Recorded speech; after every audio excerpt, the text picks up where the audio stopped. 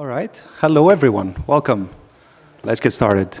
I hope you had a good lunch, got some coffee, all good to go. So, I am Giorgos Nikolopoulos. I am a system architect at Agile Actors, and today I'd like to talk to you about my 15-minute presentation, Behind the Scenes of a Data Platform, Lessons from 80 Billion Rows. So, we can begin by briefly talking about the contents of the presentation. I'll do a quick introduction about me, so you know what I've done the last few years. Then I will move on to the topic relevance, essentially, why do you care? Why is this topic hopefully useful to you? And then there's three main topics that I'd like to cover. The first one is ingestion, how to centralize and streamline it. The second one is governance, how to secure and make it easy for everyone to use. And then the third one is kind of beyond the code, which is going to cover how to bring more enterprise value, how to scale better, essentially, when you're building a data platform. Right, so very briefly about myself and my journey with Agile Actors over the last 5 years. I started about 2021 as a mainly developer working on a metadata ETL-driven framework for data ingestion at one of the top 3 banks in Greece. I moved afterwards into more the mastering element, so I spent some time working on the low level, working on learning the basics, before slowly pivoting into architecture and also some learning courses with learning actors. Eventually, I changed client, went to one of the top 3 postal companies in Vienna, and my role became an architect, focusing specifically on scalable data architecture, with the eventual goal of launching the data platform team and the actual data platform, which occurred early last year, 2025. Ever since, we hit our goal of 80 billion rows, and we have been working on bringing more strategic synergy to the client and to the data platform. And I'd like to mention that this was enabled by Agile Actors through the support and the tools that they provided. So overall, you can see that mostly I've been focusing on data platform creation, architecture, and development, and I'd like to explain what are the 3 main things we've done and how we can scale the biggest problem that exists when trying to build a data platform. Right? So this will probably be a common scenario. Most of you, I assume, are working with data, and there is this bridging the scaling gap scenario, where you start out as a startup pond, we can call it, where there are various teams that have disjointed legacy code. The team needs data for a use case. They build their own framework. They get the data in. They build it in their own way. This creates isolated data silos with no governance, no real security. It's an afterthought. Maybe it's good, maybe it's bad. It depends on essentially the team and the way they've created it. And of course, with the hot topic of AI, if it's not immediately dead on arrival, it becomes much more tricky because you need every AI use case needs to reach out to the right team to get the data out, and then they have to bring it somewhere else to use it, and this becomes very difficult very quickly. The goal and kind of the purpose of a data platform is to reach this production reality. So, very big one, ingestion as a service. It should be very easy to get data into the platform and then use it outside of the platform and serve it. Of course, this should follow a unified data architecture, so there should be centralized data, centralized way to access it. Governance should be on an enterprise level, so everyone can use it the same way easily. And security should be by design, not as an afterthought. It should be first and foremost, especially if you centralize all the data. Of course, if you do this, then you eventually get to the point where you have an AI-ready runway. It becomes easy for an AI use case to pick up the data and use it whatever way they want. The problem is that there is a critical failure zone here. It's not very easy to go from the left side to the right side.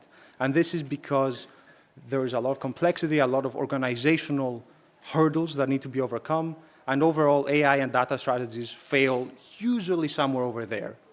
So, with that, I'd like to talk to you about the 3 main things that we have done that have helped us go from the startup pond into an 80 billion row data platform that is ready and active and is constantly ingesting more and more data. Of course, the biggest one is the actual ingestion, right? So let's talk a little bit about our solution, which was the metadata-driven ingestion engine. This is developed and owned by a centralized platform team. This platform team runs on Databricks, and their job is to build and use source-agnostic connectors. The way that it works is that you have a JSON metadata configuration file. This specifies the source from a specific landing zone that I will get into in a second. Other elements, such as the load type, whether we're doing a full load or incremental, do we want to merge into the silver layer, do we want to do something else? So this JSON file is essentially the ingestion of a single table, and it handles all the configuration. This goes into the platform engine, which is a unified PySpark framework. Essentially it uses these source-agnostic connectors, like I said, and then it handles all the common cases of writing data into bronze and silver. Very critical here is that bronze and silver are the only targets that we write to. You can see there is no connection to gold layer, and this is by design. So it focuses purely on bronze and silver ingestion. Of course, because it is configured via JSON, if there is a new source that we want to get, provided they use the established connector, there is zero code to scale, right? So this decouples the bronze, the silver, and the gold. Now, some pitfalls that we saw and some solutions that we came up to try and fix them. The very first one, and the biggest one, is that it is very easy to over-engineer for source-specific cases.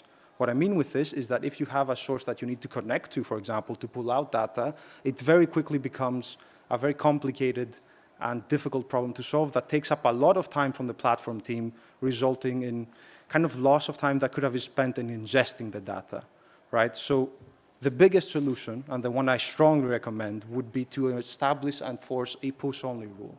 What I mean with this is that we never connect to a source system directly. We will always go through a landing zone, which is one of many. So it could be Kafka, it could be file-based, it could be other custom connectors that exist. But we never, ever connect to a source system directly and do a JDBC query, for example. Pitfall number 2, and this is, it can happen very sneakily, and it's important to try and avoid it, is if the platform team creates gold layers. The moment this starts to happen, the platform team becomes a bottleneck.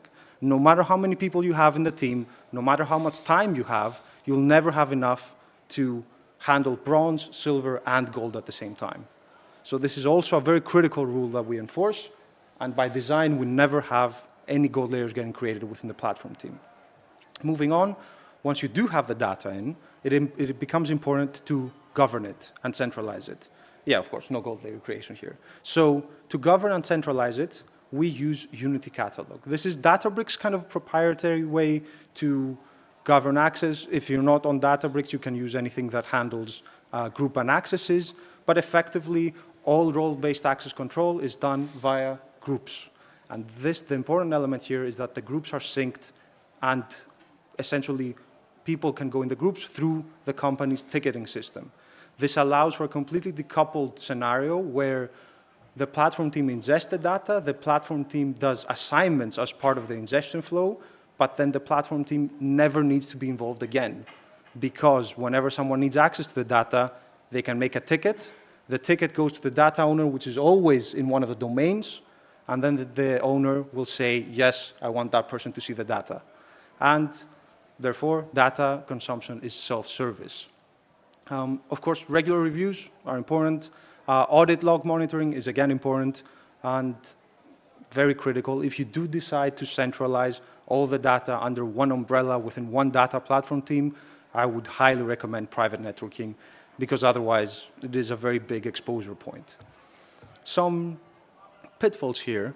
The first one would be to reinvent the wheel and company misalignment. What I mean with this is that it's very easy to look at something online and know that this is the best kind of approach that I can take when I'm building something, and not to consider what happens within the company. Whether that's the company's domain-driven design, whether it's something else, you should always ideally follow the policy and the design of others within the company, even if that is not the best case scenario.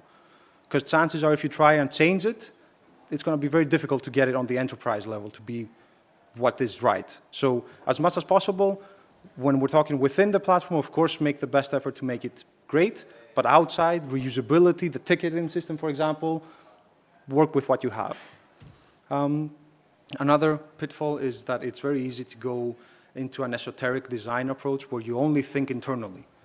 Okay, we have a data platform, we want to make the ingestion framework or something else, let's do the best that we can internally.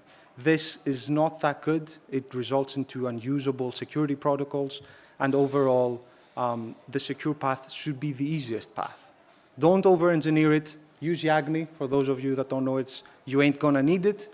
Build it only if you need it, and then make everything as simple as possible. The more complex, the more difficult it is for people to adopt it outside of your platform. Now, I've covered a little bit the ingestion framework. I've covered the governance element. I'd like to also go beyond the code a little bit and tell you how you can streamline everything and then essentially get more value out, right? So the biggest one is that there's a platform team and there's implementation teams around it. The implementation teams handle the gold layer creation or AI use cases or anything else, but the platform team sits at the core and essentially provides the data and the tools that people need to use it in the implementation teams. By design, it never owns the gold layers, like we said. And by design, there is extraordinary little business knowledge. Just enough to know that the data that we're transporting is good. Anything more, it should be delegated to the gold layer, exactly because there's no time to do everything within the platform team. What this means at the end of the day is that you have decoupled scaling, right? Onboarding data takes days, not weeks, or worse.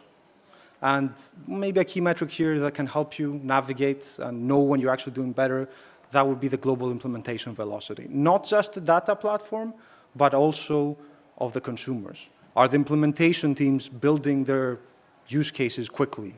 How much does it take to go through the whole thing? If you can calculate this number and then reduce it, you know overall you've done a good job. Couple pitfalls again. The first one is kind of obvious. It's the perfection trap, right? As engineers, we always have the tendency to over-engineer things. Over-engineer things. This doesn't change for a data platform. It's very easy to go into the trap of I want to get it right, I want to get it perfect from the start.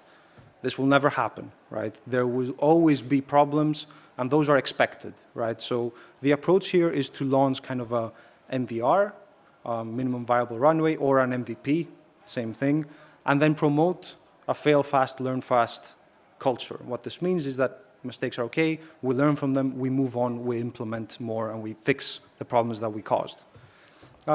Another very common pitfall and very easy to get into is the kind of ivory tower of the data platform team. Because the data platform team is core, it is easy for the platform team to be on a pedestal at the top and not have any kind of contact with everyone else and make decisions by themselves. This should be avoided by mainly treating the implementation teams as customers. They are the customers. The data isn't the customer. Getting the data in isn't enough. You also have to make sure that whatever you do follows the goal, what the implementation teams want to do. All right?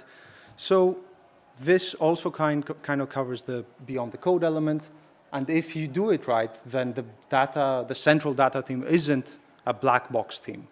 It is instead a runway that enables the domains of the implementation teams to create what they want to create faster and easier. With that, maybe a quick summary. If you focus on scale and you build a metadata-driven ingestion framework, or any kind of metadata-driven ingestion, then you can outpace data growth.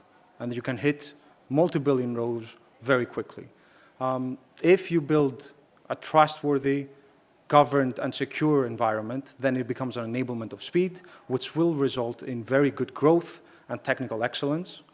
And it will bring value, and you will get the implementation teams to fly, essentially. With that, if you'd like to see more, there is a QR code for you to scan. If there are any questions, you can find me at the booth of Agile Actors, and thank you very much for your time.